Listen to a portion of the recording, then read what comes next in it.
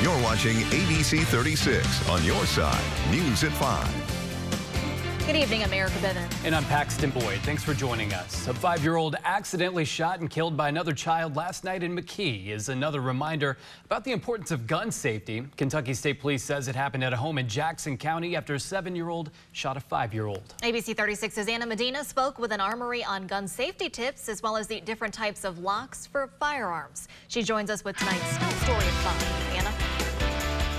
Impact Armory here in Lexington mainly specializes in firearm repair services and is not in any way a retail store. It's basically like a mechanic, but for your firearms. Stephen Young, the owners, those who own one need to be well educated to make sure they don't land in the wrong hands. If you're carrying a firearm, carry it. If you're not carrying it, secure it somewhere. As gun safety continues to be a trending topic, Stephen Young, the owner of Impact Armory and Service, says it's important to understand how firearms work. We want to make sure customers get the most out of their investments in firearms. So by partnering up with our customers to make sure that they're doing the right things to take care of them, they're properly educated to do so. Different firearms require different locks, and before you lock it away, there are a few steps to take. For safety purposes, what you always want to do is make sure before you do anything with a firearm is remove the magazine from the firearm. So if the magazine was actually in the firearm, you'd hit the magazine release, remove the magazine out of it. Next step would be to clear it and make sure it's absolutely clear. In this case, we're looking to get inside the chamber here, make sure there's no ammunition in there. Also check through the well on the bottom to make sure that nothing has fallen in that place. And once we know that it's clear, we can either use an ad hoc chamber indicator or, round indicator, something to mark that we're getting completely through the barrel and it's not obstructed. Young says one of the most popular locks is the cable lock. And you'd simply run that down through the chamber all the way to the bottom of the magazine well, and then you would lock it in place, and that firearm is locked up. You can't do anything with it. You would literally have to go through the efforts of cutting the cable to do so. This is one that goes through and fits completely through the cavity so that it blocks the ability for what it does is you basically put that on, lock it in place,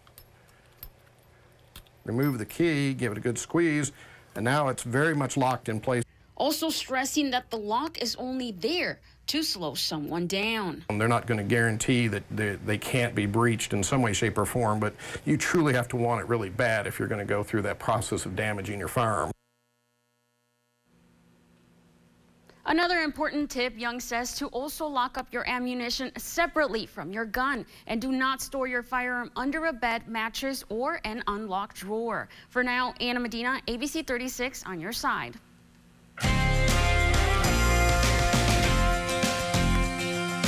All right, let's get a check on that forecast now with our chief meteorologist, T.G. Shuck. Another gray, overcast Tuesday out there as we slip back into that summer pattern, really. And the mugginess is back.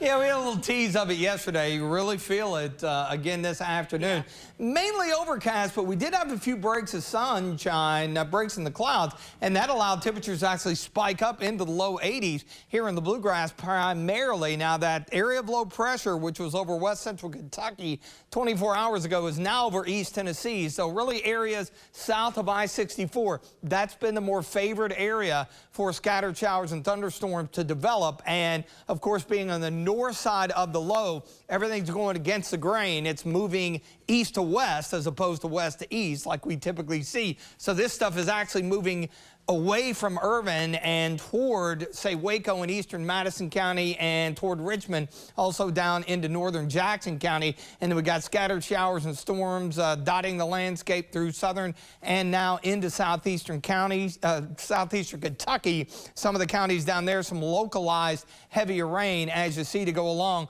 with some thunder and lightning. You can see the circulation here just to the west of Knoxville. It's a picture from about 15 minutes ago. You can see those towering cumulonimbus clouds with those storms looking to the north from Wayne County out of the Kentucky mesonet. Our Bluegrass Pace Care Skyview HD camera network. Again, a good bit of overcast. It's 82 though. Note the northeast wind by 15 to 20, so it's breezy with our Hicks and Funson cam checking out Hamburg. Areas to the south, more cloudiness, more rain into the 70s. And of course, there are your high dew points, upper 60s and low to mid 70s. That's your summer-like feel. And we're going to see more of that, ironically, as we welcome summer for the day on Wednesday. I'll tell you more about that in your 7-day coming up. Kentucky State Police is investigating an officer-involved shooting in Boyd County. Troopers say that shooting happened Sunday night just before 8:30 in Ashland. No other information has been released by KSP at this time. An investigation into the incident continues. ABC 36 has reached out for specifics. We'll, of course, keep you updated on any new developments. Well, President Biden's son, Hunter, will plead guilty to 2 tax misdemeanors and reached a deal with federal prosecutors on a felony gun possession charge. According to a court filing from the Department of Justice, the DOJ is expected to recommend probation for the tax misdemeanors. The gun charge will likely be diverted, meaning it'll be dismissed if Hunter Biden abides by certain conditions for a period of time. Final sentencing decisions will be up to the judge. The White House saying in a statement the Bidens love their son and support him. According to Hunter Biden's attorney, the deal with prosecutors will resolve the long-running federal criminal probe into the president's son. The attorney also saying Hunter Biden thinks it's, quote, important to take responsibility for these mistakes he made during a period of turmoil and addiction. Kentucky State Representative James Comer taking to social media saying, quote, Hunter Biden is getting away with a slap on the wrist when growing evidence uncovered by the House Oversight Committee reveals the Bidens engaged in a pattern of corruption, influence peddling, and possibly bribery. The ACLU of Kentucky and other organizations have filed motions to dismiss their case challenging 2 abortion bans after the overturning of Roe v. Wade.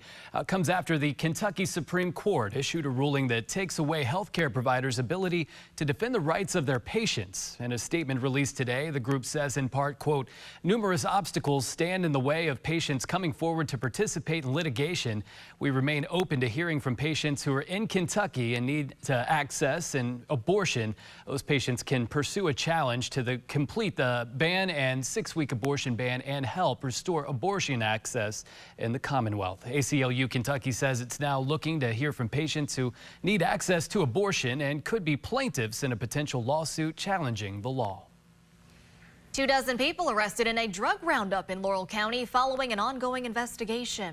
The Laurel County Sheriff's Office and London Police say the drug investigations resulted in charges ranging from trafficking meth and possession of meth to trafficking heroin, trafficking opiates, and drug indictment warrants, along with probation violation, persistent felony offender, a federal indictment warrant, and complaint warrants.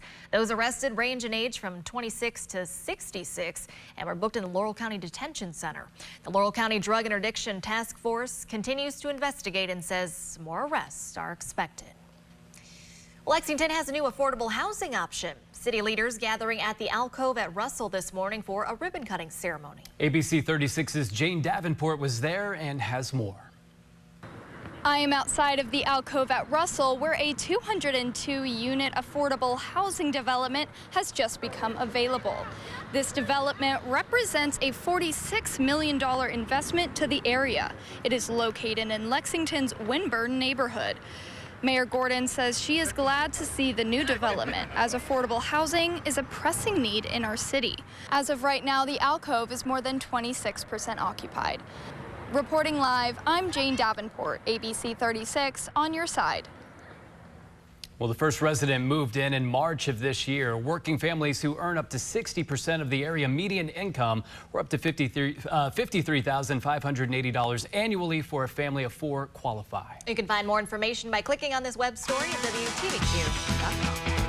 Well, coming up, fireworks sales are surging to pre-pandemic levels. We'll speak to a local family-run business who says they're already seeing a rush. Plus, an update on that desperate search and rescue operation underway to find a sub that went missing on a trip to see the wreckage of the Titanic.